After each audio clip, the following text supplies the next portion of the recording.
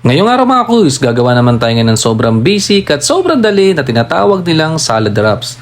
Naisipan kong gumawa mga kuys sa bahay kasi talaga sa tindahan medyo may kamahalan. So naisip ko, bumili na ako sa palengke tsaka sa supermarket ng mga kailangan nito. Tapos sa bahay na ako gagawa, at least lahat kami makakakain mga kuys. Sinimulan natin mga kuys sa pagpe-prepare ng mga kailangan natin. Ang napili kong protein na gagamitin ay tuna na nasa lata. Tapos yan mga kuys, matik yan, salad yan. Meron tayong lettuce dyan, kamatis, sibuyas na puti, pipino na sinredded natin, tsaka yung choices natin or choice natin na kung anong sauce ang gagamitin natin. Gumamit tayo ng sweet chili dyan. Tapos yun, gumawa rin tayo ng garlic mayo dyan. Napakasimple lang yan mga kuys. Ang pinagkaiba niya lang mga kuys sa shawarma tsaka dun sa mga tortilla wrap, kailangan nyo mainit. Ito mga kuys, kahit hindi mainit to, masarap siya mga kuys. Talagang kumakain ka lang talaga ng salad mga kuys na talagang binalot mo lang sa tortilla wraps. Medyo may ibang twist lang siya. Nung una kala ko parang wala lang, pero basta masiksik mo lang siya ng maayos mga kuys. Ang sarap talaga niya. Lalo dun sa mga nagmamadali on the go. Prepare mo lang to mga kuys. Tapos kahit bukas lagay mo lang sa rep. Goods na goods yan. Naglagay tayo ng sweet chili sauce dyan sa ilalim mga kuys. Maglalagay rin tayo ng garlic mayo dyan. Alam mo naman yung pinaka ingredients ng garlic mayo mga kuys. Choice naman yun. Kayo ng bahala. Tapos yan, maglalagay lang tayo ng protein na tuna.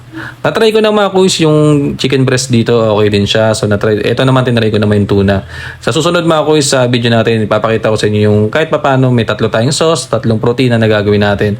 So after yung mga kuys, bubuin na natin tong salad natin. Naglagay lang ako sa isang lagayan lang dyan mga kuys. Pinagsama-sama ko na tong mga gulay o salad na gagamitin natin. Yung pipino, sibuyas sa puti. Tapos yung maglalagay tayo ng kamatis. Yung nakita ko mga kuys, ginagamit nila dito cherry tomatoes. Wala tayo dito. Pwede na yan, kamatis din yan mga kuys. Tapos gagawin natin dito, lagyan rin natin yun ng garlic mayo natin mga kuys yan. Kasi ang purpose nito mga kuys, kaya dito ko pinagalo-halo kasi nga tawag dito para lahat magpantay-pantay yung sauces. Kakalog-kalugin natin yan mga kuys. Ang ganyan no. Tingnan nyo naman mga kuys. So after ng pagkakalog-kalog natin dyan ng alos 3 araw mga kuys, ilalagay na natin yan dyan sa mismong tortilla natin. At least nagpantay-pantay mga kuys, di ba? Ang pinaka-tricky lang dito mga kuys talaga nung nilaglag na. Kung paano ko siya babalutin kasi talagang naparami yung lagay natin mga kuys. Tapos yan mga kuys hindi na ako nag-gloves mga kuys kasi baka sabihin nyo na naman di ko naman ginagamit. Kaya huwag na tayo mag-gloves. Tapos maglalagay tayo ng cheese dyan mga kuys. Kung ayaw nyo ng cheese, walang problema mga kuys. Tayo naman mahilig talaga tayo sa ganitong cheese. Maglalagay tayo ng cheese. Tapos yan, maghahabol pa rin tayo ng garlic mayo dyan. Talagang parang malasang-malasa talaga itong salad wraps natin. Tapos maglalagay rin tayo ng konti rin sa ibabaw ng ating protina na tuna. Yan mga kuys, nyo naman no. Ang pinakamahirap lang talaga dito mga kuys, ito ng susunod na mangyayari talaga. Hindi ko alam kung paano talaga babalutin ng maayos ito mga kuys, nyo naman no. Hindi na tayo nag-gloves mga kuys kasi nung huli sabi nyo hindi ko ginamit yung gloves Kaya hindi na tayo nag-gloves mga kuys. Ginamit lang natin yung ating dirty hands with cleaning materials. Yan, tinan nyo mga kuys. So, hirap na hirap talaga tayo magbalot dyan kasi biro mo naman pinuno natin. Pero kasi talaga mga kuys, masarap talaga yung masiksik mo talaga siya Yung sisiksikin mo na sisiksikin siya. Kaya yan, mga kuys, yung itsura naman. Pero pwede na rin yan mga kuys. Pogi na rin yan kahit papano. Tapos after nyan mga kuys, ang kagandahan dito, hindi mo na siya kailangan initin o ilagay sa oven. Hati natin sa kita mga kuys, tinan natin yung itsura. Tinan nyo naman kung gaano ka-quality yung gawa natin dyan. Iangat na natin para makita natin yung mga kuys, diba? Ang ganda, diba mga kuys? Tinan yung itsura pa lang Kung ganyan ba naman yung kakainin, tamo yung mga langaw mga kuys, hindi nila mapigilan. Gusto rin nila sumama sa loob, diba? Tapos ito yung second batch, ginawa ko naman dito. Kunyantian ko lang. Para talagang mas mabilot natin yan o mabilog-bilog natin yung katulad ng ginagawa nila sa atin mga kuys. Pinaiikot-ikot lang nila tayo sa mundong to. Niloloko lang nila tayo mga kuys. Akala naman nila naniniwala tayo sa kanila, di ba mga kuys? Sila lang talaga yung nagmumukhang tanga sa ginagawa nila. Tapos mga kuys, ito na yung pangalawang batch natin. Quality mga kuys. Hindi lang siya ganun kasiksik pero okay din siya mga kuys. Sa ano pa bang gagawin natin mga kuys? Tikman na natin to. Yan mga kuys, gumawa tayo ngayon ng salad wraps.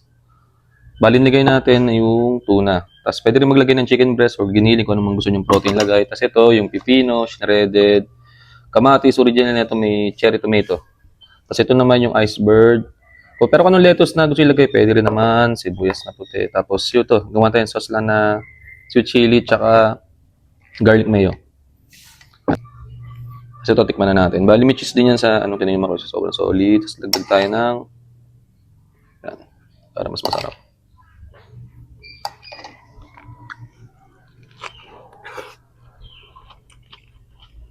Yup, okay.